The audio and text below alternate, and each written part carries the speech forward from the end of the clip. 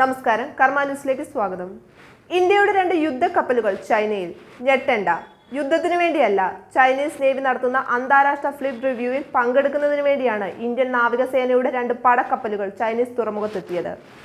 INS Kolkata, INS ശക്തി എന്നീ പടക്കപ്പലുകളാണ് ചൈനയുടെ കിഴക്കൻ തുറമുഖമായ ഖിൻഡാവോയിലെത്തിയത്. ഇന്ത്യക്ക് പുറമെ മേഖലയിലെ 1 ഡസനോളം രാജ്യങ്ങൾ ചൈനയുടെ പീപ്പിൾസ് ലിബറേഷൻ ആർമി നേവിയുടെ അന്താരാഷ്ട്ര ഫ്ലീറ്റ് റിവ്യൂവിൽ പങ്കെടുക്കുന്നുണ്ട്.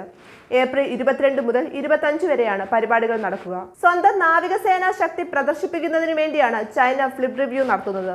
പീപ്പിൾസ് ലിബറേഷൻ ആർമി നേവി നിലവിൽ വന്നിട്ട് 70 വർഷം പൂർത്തിയാകുന്നതിന്റെ ആഘോഷത്തിന്റെ ഭാഗമായാണ് ഇത് സംഘടിപ്പിച്ചിരിക്കുന്നത്.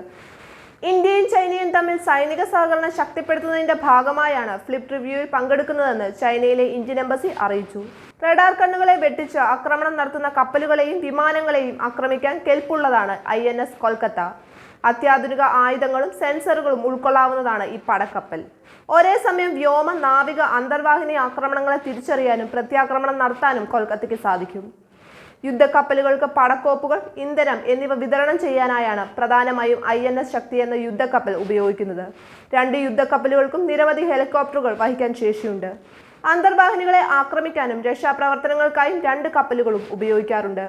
ഇന്ത്യൻ നേവിയുടെ യുദ്ധക്കപ്പലുകൾ പടലപ്പിണക്കങ്ങൾ നിലനിൽക്കുന്ന ചൈനയിലെത്തിയത് ചൈനയുമായുള്ള സൗഹൃദ അന്തരീക്ഷത്തിന് പുനഃസൃഷ്ടിക്ക് സാധ്യത നൽകുന്നതായാണ് കണക്കാക്കപ്പെടുന്നത് എന്നും അഭിപ്രായങ്ങൾ ഉയരുന്നു. ന്യൂസ് ഡെസ്ക്, കർമ്മ ന്യൂസ്.